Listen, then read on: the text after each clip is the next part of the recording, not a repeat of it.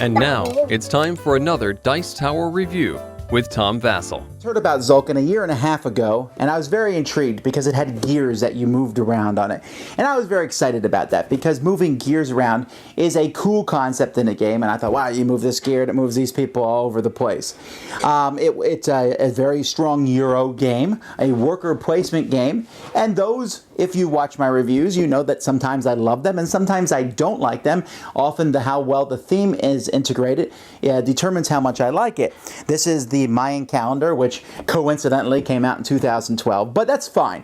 The thing is here was, it took me a while to get this as a review out there because I was nervous about reviewing it, because this game was one that after I played the first time I was still not sure what I was even doing, and after playing it several times I am still not sure what I'm doing in the game, but I think I can at least give you some of my thoughts on it. So let's take a look at a kind of a brief overview of the game, and then we'll be back for those.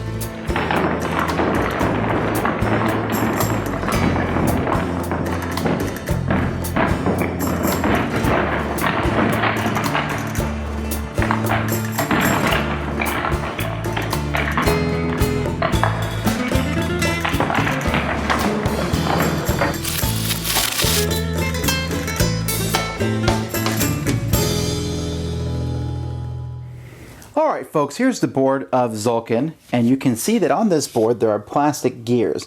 Now the middle gear here has some paint on it, and I don't want to, I'm sure I'll hear it from you all just like I heard it from my gaming group. This is a work in progress. But anyhow, this big gear is going to turn slowly over the course of the game. Basically, it will move one spot each turn, which in course moves all the little gears. Over here is where you keep track of where it starts. I mean, it actually starts here, and then you will move it around, and there's these 4 stickered spots around the board that when it gets to those, then a feeding happens. So each of these smaller gears moves. Now, over the course of this game, there's a lot of things going on, and I'm not going to give a complete explanation of this game, so realize that now. I just want to give you kind of an overview.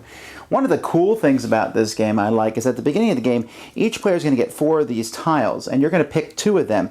And this is essentially the stuff that you start with. So let's say I pick these 2. I would get 9 food, a wood, a stone, a gold, and I would get to move my technology track 1 over on that technology track. While if I had picked, let's say I picked these 2, I would start with 12 food, 2 wood, a stone, and move the bottom technology track.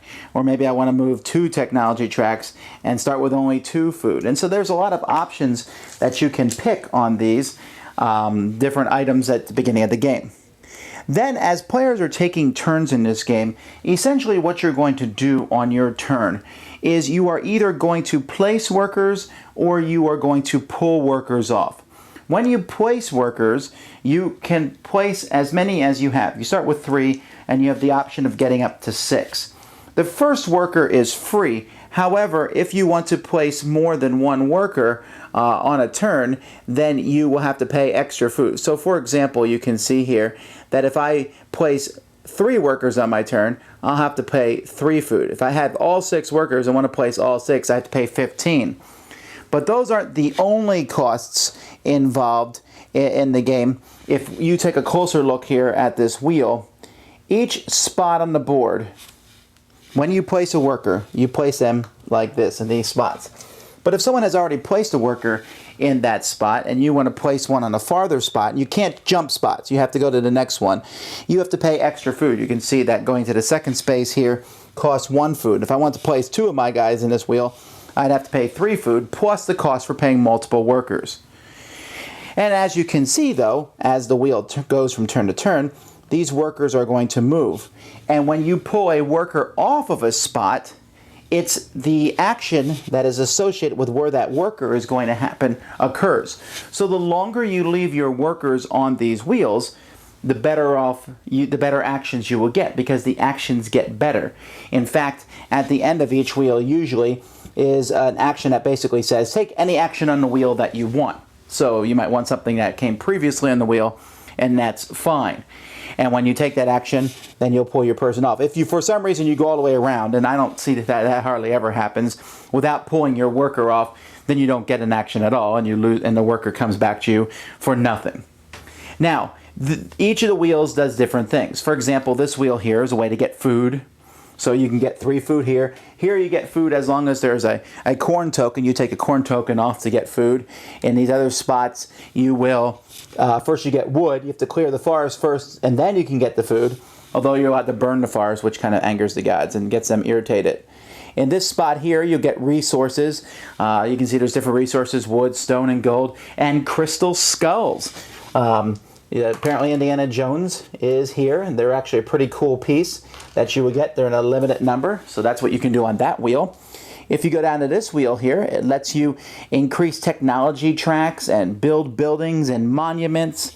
If you go down to this track down here, there's all sorts of things you can do. You can increase at temples, you can trade resources, you can even move take an action on any of the tracks, and you can get extra workers. That's one of the usefulnesses where you go to get extra workers.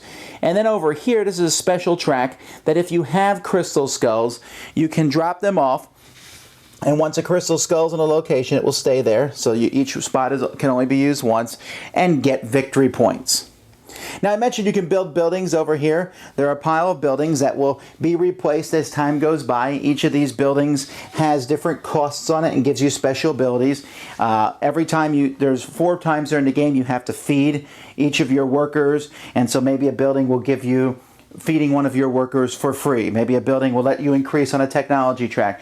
Maybe, there's different things that they'll get you. At the top here are 6 monuments. When the building is built, you replace that building, and as time goes by, you'll have better buildings show up halfway through the game. But at the top, these 6 monuments, these are the 6 monuments for the whole game. Now, they can be different ones. There's different monuments available, but these monuments can give you a lot of points at the end of the game. You can see here, or food gives you points, or the number of workers you have gives you points, depending on which monument you take. I mentioned technology tracks. That's what this section of the board is. A lot of times, different ways you will be moving your color here on these technology tracks. At the top of the technology track, you have to pay resources to move there, but they give you special benefits. Maybe they give you more food when you're in the food track, maybe more resources. The background colors of these show which of the wheels they go with. So you can see the top one there, it works with the green and the light blue spaces, which are all over in this area here. So it's a very nice color coordinated system. And then finally, there's these temples. During the course of the game, as you move up in these temples, you want to be high in these temples. There's different ways to lose favor with the god. You can beg for corn if you don't have any, and you need to put out workers, and that will make you go down on these temples. So there's actually negative spots on each of the temples. But at certain points in the game, if you're at least high, you'll get resources depending on where you are. And at other points of the game, especially at the end of the game, you will get victory points, which you can see are on the track, with victory points for the person who's the highest. And if you get all the way to the top, you can see you get a lot of victory points. There's a few other things in the game. Like I said, I'm not going over every rule. There's a spot that you can put a worker here for no corn to let you get the first player token. If no one takes that, we will add a corn token to the turn that no one took it. So eventually someone's going to want to take the first person marker because they will get all this corn for free. And players also have the opportunity to once per game, and maybe more if they get all the way to the top of a temple, to when they move this big thing, they can move it twice. And you'll do that by flipping your token over, the token that shows you all the different facets of the game. It also shows you what happens during the 1/4 and 3/4 way of the game, and what happens during the 1/2 and end of the game. So that's a very quick overview of how this game works. You can see there's lots of resources and buildings, and mostly your points are gotten from building buildings and monuments, from increasing on these temple tracks, and from dropping off crystal skulls over here. And we're back. Okay, before I get my final thoughts on the game, I'd like to talk about some of the facets and some of the things about the game. First of all, workers. Most worker placement games I play, almost all of them, not all of them, but most of them, the more workers you have, the better you do. So you always try to get more workers. From Mirms to Manhattan Project to, there's so many of these games, like get more workers, because the more workers, the more actions. That is definitely not the case in Tzol'kin. Sure, getting 6 workers is a feasible thing, but you have to feed them, which, by the way, is a overused mechanic now. Let's stop making this feed your people every turn mechanic. That's one thing I didn't like. It's just like, feed my people. Why? Because that's just what the game says. But anyhow, the feeding thing isn't as big of a deal, but what is a big deal is the fact that if you have more workers, you can do more things, but you have to pay out the nose to get those things. The more workers you put out on a turn, you have to pay for. So you may have fewer workers, but you can put them out, pull them back, put them out for cheaper prices. More workers, you can put them out and pull them back, but you have to pay a lot to put them all out. So you can put them out a few at a time, then you might as well just have had fewer workers. And so it's a really interesting dynamic, and I'm not sure. I've seen people win with never getting any workers, and I've seen people win with getting a few. I haven't seen anyone win with getting them all yet, mostly because that's what I do, and I lose.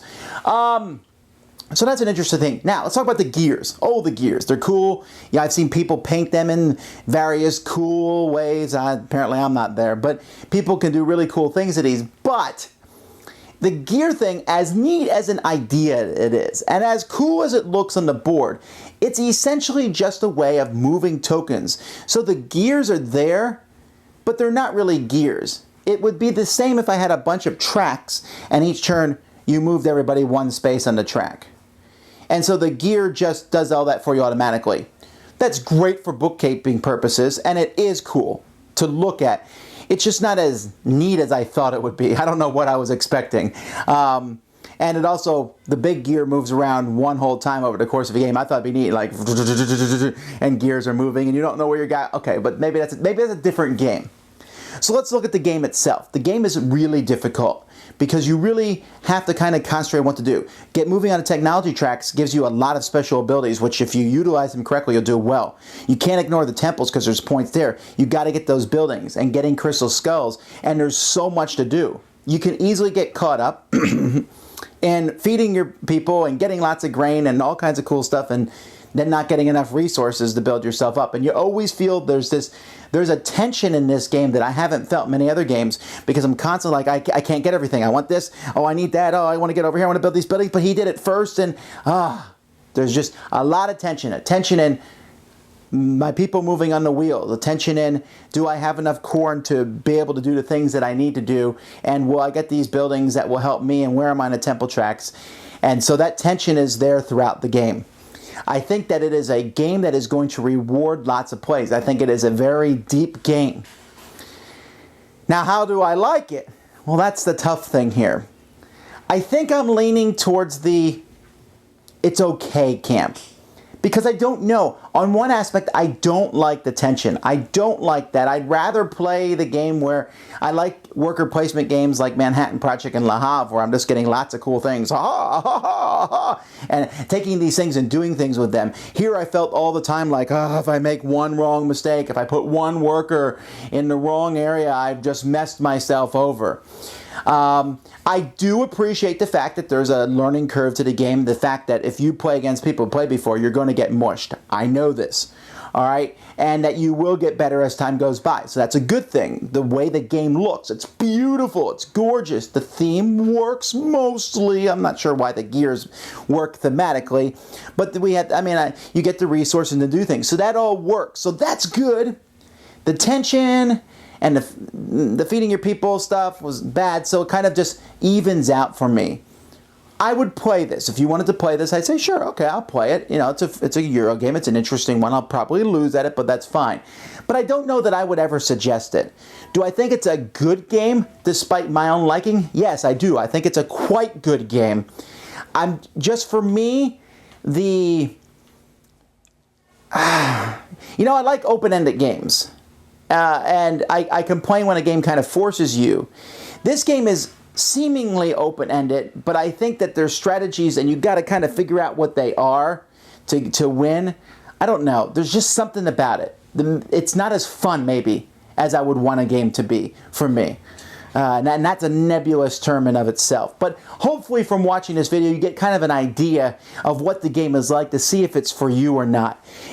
It's probably not for me most of the time, although you could talk me into playing it occasionally. But there are a lot more worker placement games that I have a lot of fun with.